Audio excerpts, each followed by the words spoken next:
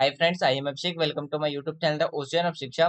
तो अभी जो हमारा वीडियो डिस्कशन चल रहा है वो क्लास 12 की जो हमारी फर्स्ट बुक है कंटेम्प्रोरी ऑफ वर्ल्ड पॉलिटिक्स, उसका हम चैप्टर 6 डिस्कस करें, जो कि हमारा इंटरनेशनल ऑर्गेनाइजेशन, जिसे हम बात करते हैं हिंदी में अंतरराष्ट्रीय संगठन।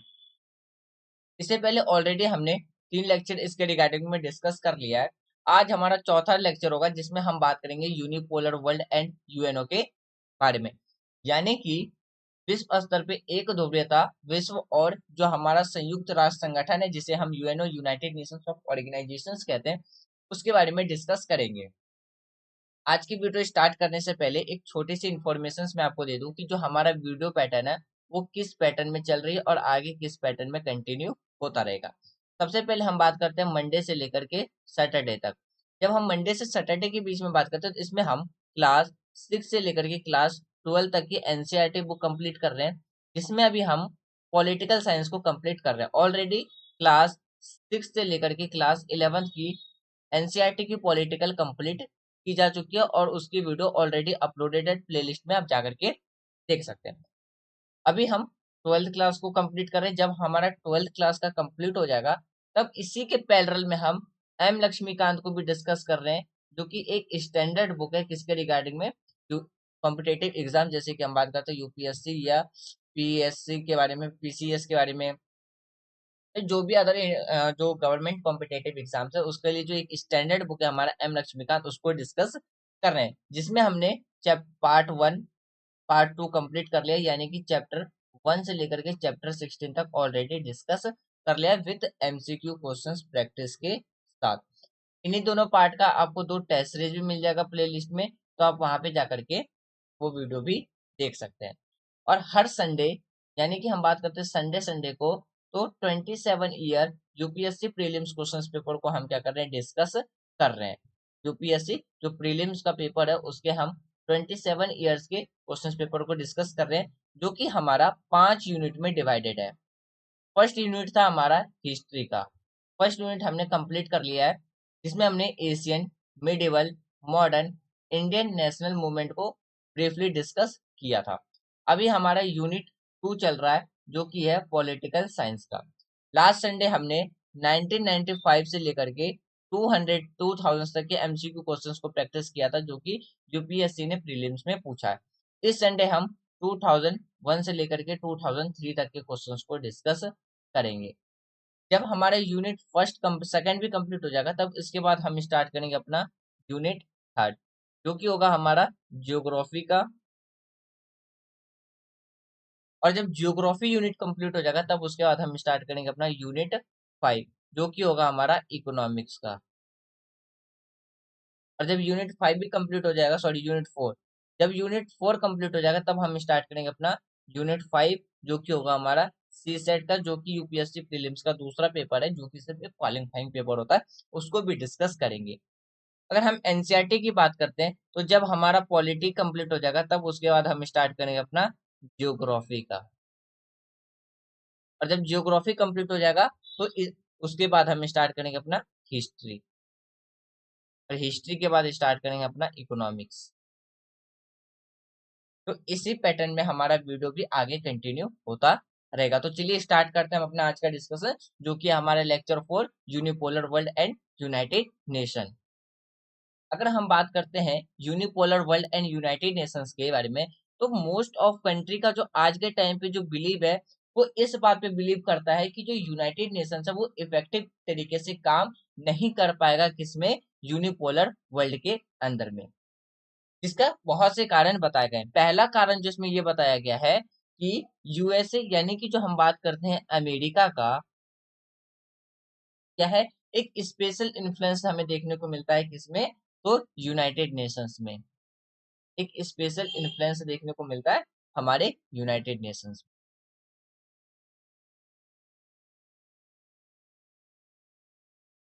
अब देखिए यहाँ पे हम समझने की कोशिश करते हैं कि अमेरिका का ही क्यों स्पेशल इन्फ्लुएंस हमें देखने को मिलता है। आपको याद होगा जो इन हमने थर्ड लेक्चर में डिस्कस किया, और जो चैप्टर हमने फर्स्ट में डिस्कस किया था कोल्ड वॉर के बारे में, और लेक्चर 2 में जो हमने डिस्कस किया था किसके बारे में, यूनिपोलर वर्ल्ड के बारे में।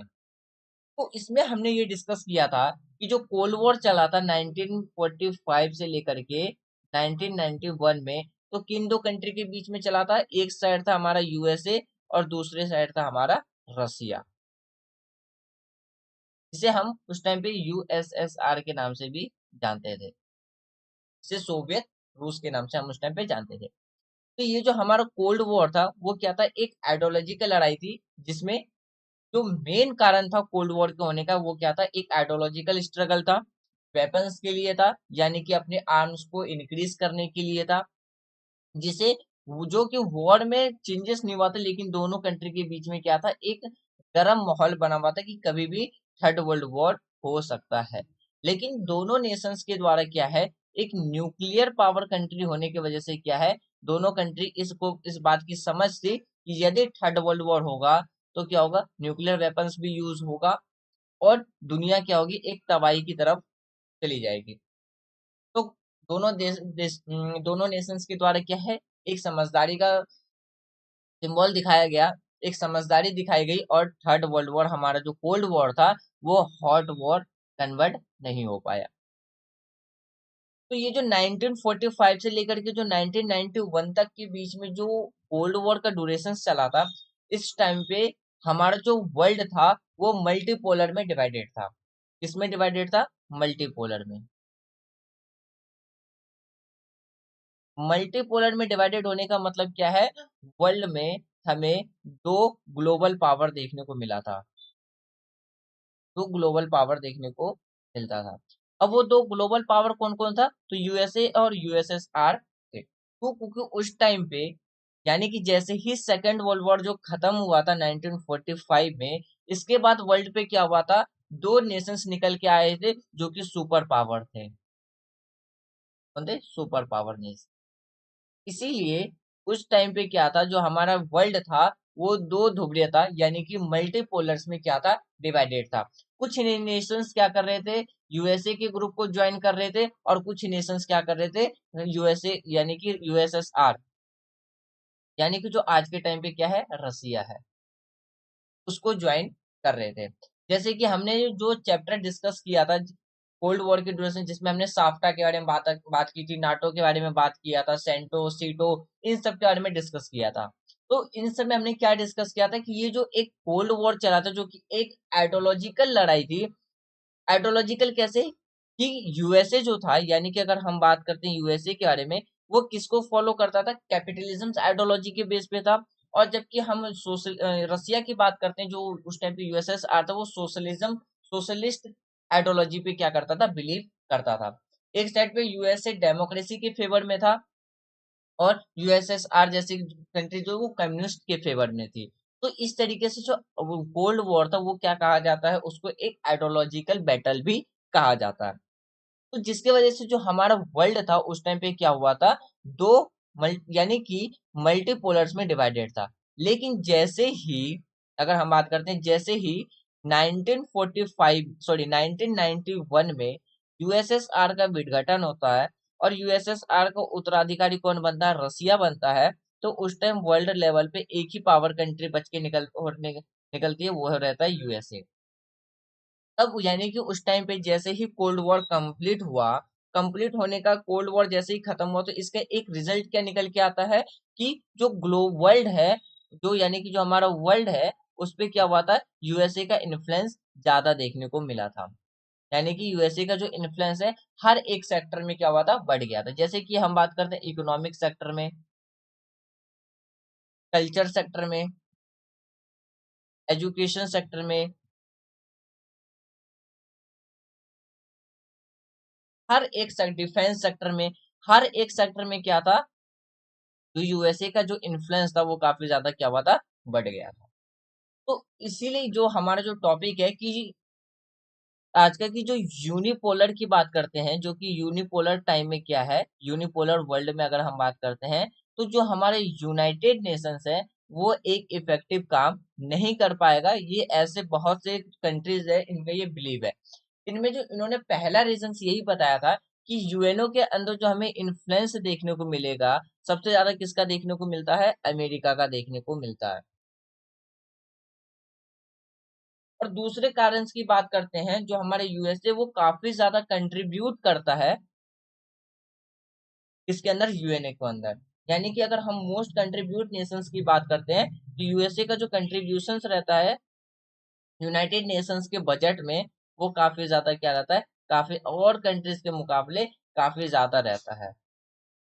फिर वहीं पे अगर हम बात करते हैं जो यूनाइटेड नेशंस का जो हेड क्वार्टर है, यानी कि जो यूनाइटेड नेशंस का क्या है, हेड क्वार्टर। हेड क्वार्टर हमें कहाँ देखने को मिलता है, न्यूयॉर्क में देखने को मिलता है। कहाँ देखने को मिलता है, न्यूयॉर्क, जो कि क्या है, यूएसए की सिटी है। जो कि ये सिटी हमें कहाँ देखने को मिलता है, यूएसए के अंदर ही देखने को मिलता है। और मोस्ट ऑफ दी जो ब्यूरोक्रेटिस है, यानी कि जो नौकर साहिब है, जो मोस्ट ऑफ दी जो ब्यूरोक्रेटिस हैं किसके अंदर, यूएनओ के अंदर, वो कहाँ के हैं, तो यूएसए के ही हमें देखने को मिलते हैं। यूएसए ब्यूरोक्रेटिस हमें देखने को मिलते हैं,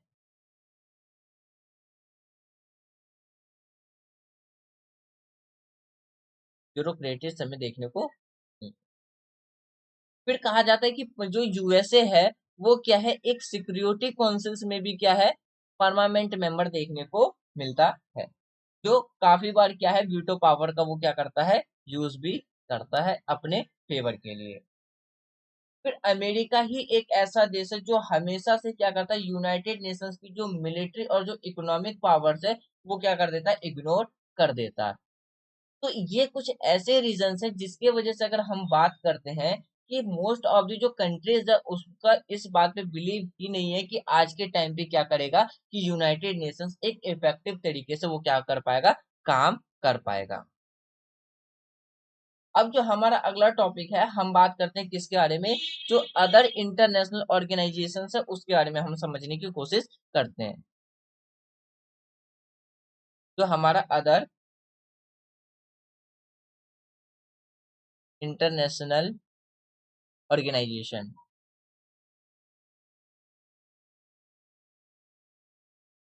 तो हमारे अदर इंटरनेशनल ऑर्गेनाइजेशन अगर हम उसके बारे में बात करें तो क्या क्या देखने को मिलता है, तो सबसे पहले अगर हम बात करते हैं वो हमें देखने को मिलता है जैसे कि वर्ल्ड बैंक,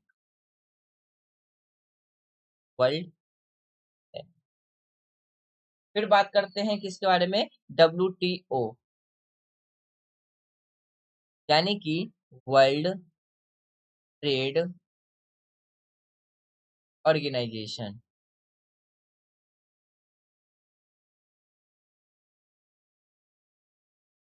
फिर अगर हम बात करते हैं जैसे कि international monetary fund, IMF,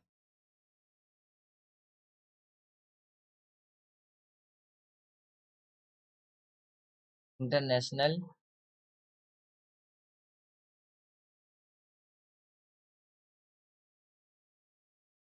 monetary fund.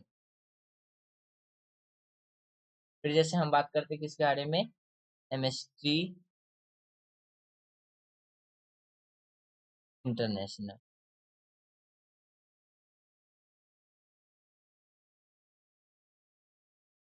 फिर जैसे ह्यूमन राइट वॉच के बारे में, जो कि मानव अधिकार के ऊपर क्या करता है, नजर रखने की बात करता है,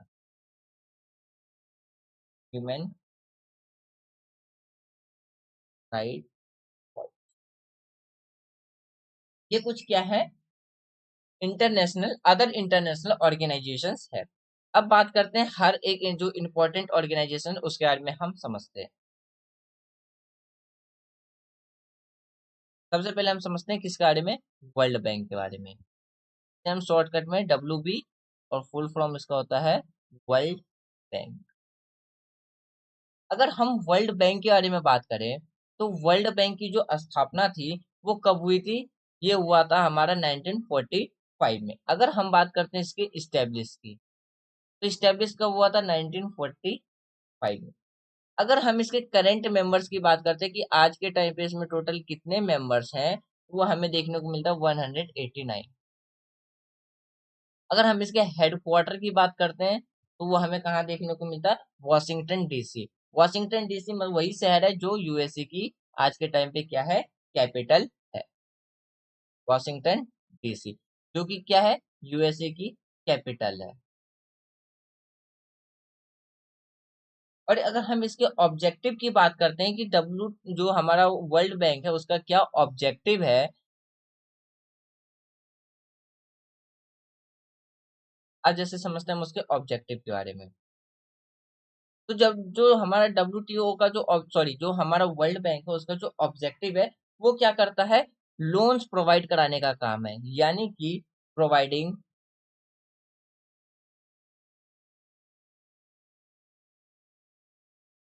लोन्स।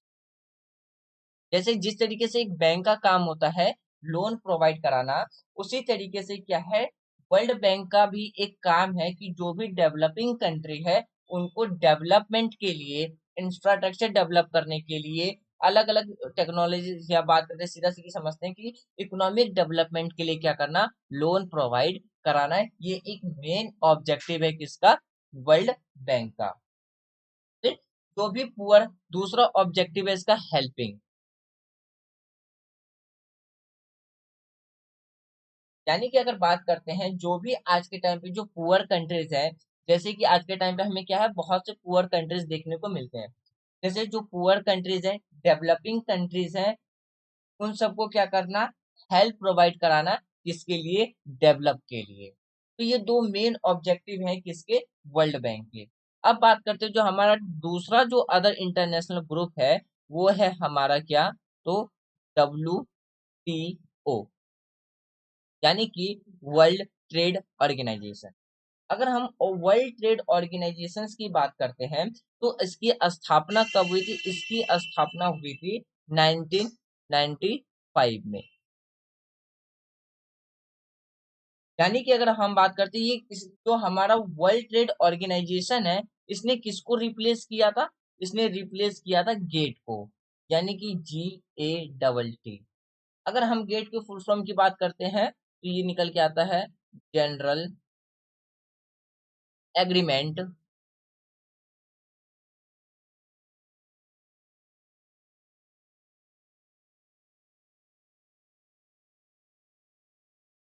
एग्रीमेंट ऑन ट्रैफिक्स,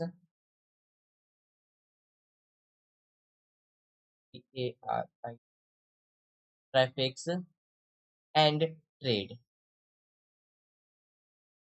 यानी कि आज के टाइम पे जो हम WTO देखते हैं, इसने रिप्लेस किया था किसको, गेट को, जिसकी फुल फॉर्म थी general agreement on traffic trade. इसको रिप्लेस करके 1995 में क्या बनाया गया था, WTO, यानी कि वर्ल्ड ट्रेड ऑर्गेनाइजेशन बनाया गया था। और इसका जो हेडक्वार्टर है वो हमें कहाँ देखने को मिलता है, वो देखने को मिलता है जेनेवा। जेनेवा में हमें इसका हेडक्वार्टर देखने को मिलता है। और इसकी मेंबर्स कंट्री की बात करते हैं तो आज के टाइम पे इसमें टोटल कितने कंट्रीज मेंबर हैं, तो वो है 164 कंट्रीज हमें देखने को मिलता है। अब बात करते हैं इसकी जो ऑब्जेक्टिव है, इसका जो वर्ल्ड ट्रेड ऑर्गेनाइजेशन का जो ऑब्जेक्टिव है वो क्या क्या है।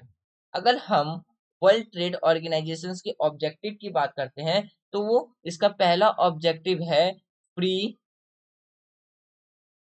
ट्रेड को क्या करना, प्रमोट करना, कंट्री के बीच में फ्री ट्रेड को क्या करना, प्रमोट करना।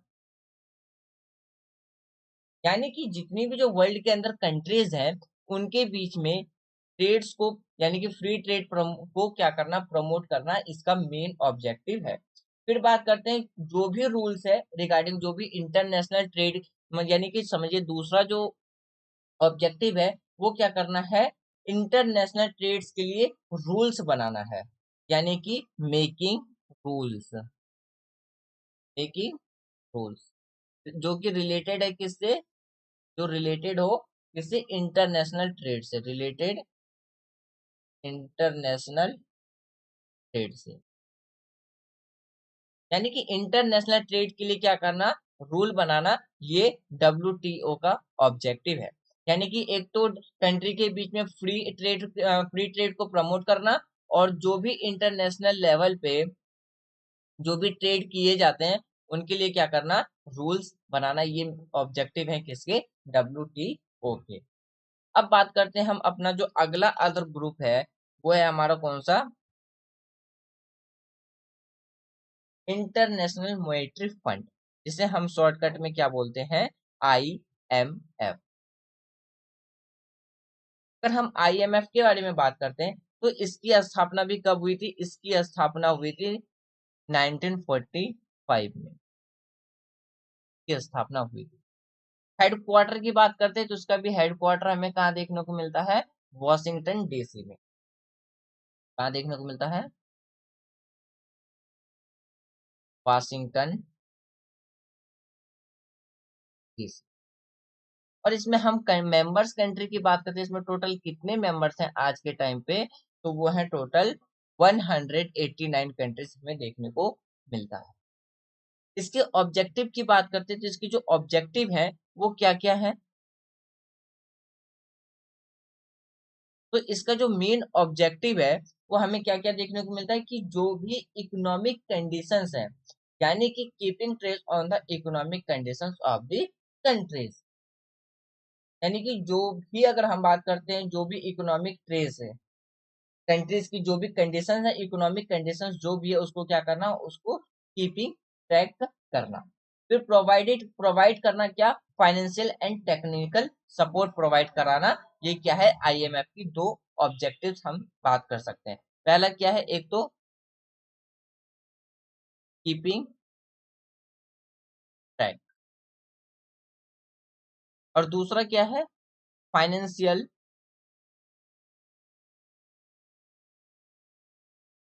फाइनेंशियल एंड टेक्निकल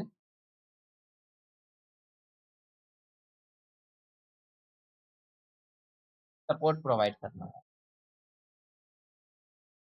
ये इसकी क्या है, मेन ऑब्जेक्टिव्स हैं किसके, IMF के, यानी कि इंटरनेशनल मॉनेटरी फंड। अब बात करते हैं हम किसके बारे में, अगला जो हमारा जो इंटरनेशनल ऑर्गेनाइजेशन है वो क्या है, amnesty international.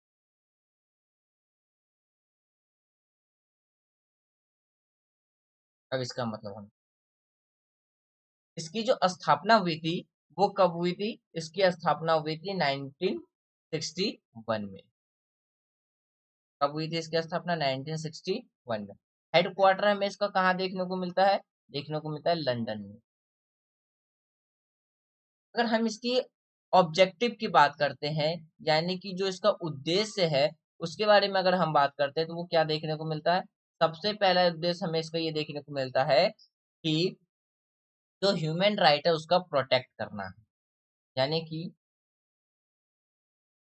Human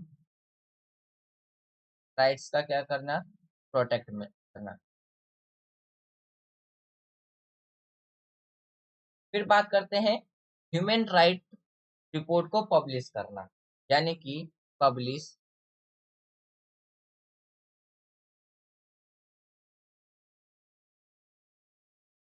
human right. फिर अगर बात करते हैं कि ह्यूमन राइट से रिगार्डिंग लोगों को अवेयर करना, यानी कि लोगों को बताना, make people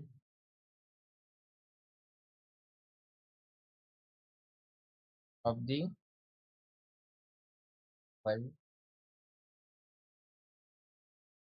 for of human right, यानी कि वर्ल्ड में जितने भी जो लोग हैं उनके अधिकार के बारे में जागरूक करना, इसका ये मेन ऑब्जेक्टिव है। अब जो हमारा आज का जो लास्ट अदर इंटरनेशनल जो ग्रुप है वो बचता है, वो कौन सा है, हमारा ह्यूमन राइट वॉच। बात करते हैं किसके बारे में, ह्यूमन राइट्स वॉच। राइट्स का मतलब एक तरीके से क्या निकल के आता है, अधिकार, अधिकार की बात करते हैं। तो इसकी जो स्थापना हुई थी वो कब हुई थी, इसकी स्थापना हुई थी, इस्टेब्लिश हुआ था वो हुआ था 1978 में। और इसका जो हेडक्वार्टर है, हेडक्वार्टर हमें कहाँ देखने को मिलता है, न्यूयॉर्क। और इसका जो ऑब्जेक्टिव है, यानी कि इसका जो उद्देश्य है वो क्या करना, कि जो ह्यूमन राइट है उसको प्रोटेक्ट करना, प्रोटेक्ट ह्यूमन, इसका क्या है ऑब्जेक्टिव। तो जो भी हम मोस्ट ऑफ दी जो इंटरनेशनल ऑर्गेनाइजेशंस की जो हेडक्वार्टर्स की बात करते हैं वो हमें ज्यादातर कहाँ देखने को मिलता है, वेस्टर्न कंट्रीज में ही देखने को मिलता है। इसीलिए मोस्ट ऑफ दी जो रिपोर्ट्स होते हैं, जो ऑर्गेनाइजेशंस हैं, जितने भी जो मोस्ट ऑफ जो ऑर्गेनाइजेशंस है, इसमें हमें वेस्टर्न कंट्री का जो इन्फ्लुएंस है और यूएसए का जो इन्फ्लुएंस है वो हमें अदर कंटिनेंट जैसे कि एशिया, साउथ अफ्रीका, ऑस्ट्रेलिया और जितने भी जो अदर्स बाकी के जो कंटिनेंट्स बचाते हैं उनके मुकाबले वेस्टर्न कंट्री का इन्फ्लुएंस हमें ज्यादा देखने को मिल रहा है। तो फ्रेंड्स ये था हमारा आज का डिस्कशन जिसमें हमने अदर जो इंटरनेशनल ऑर्गेनाइजेशन है उसके बारे में डिस्कस किया। फिर आज के टाइम पे क्यों यूनिपोलर वर्ल्ड में यूनाइटेड नेशंस एक इफेक्टिव काम नहीं कर सकता है उसके बारे में डिस्कस किया। मुझे उम्मीद है आज जो भी हमने डिस्कस किया वो आपको प्रॉपरली समझ में आ गया होगा। यदि कोई भी डाउट हो तो आप अपने डाउट को कमेंट बॉक्स में लिख देना। जब हम इसका लेक्चर 5 डिस्कस करेंगे किसके बारे में, UNESCO के बारे में, तो उससे पहले हम अपने डाउट को क्लियर करेंगे, तब जा करके हम अपना लेक्चर 5 डिस्कस करेंगे। तो thanks for watching friends, take care, जय हिंद।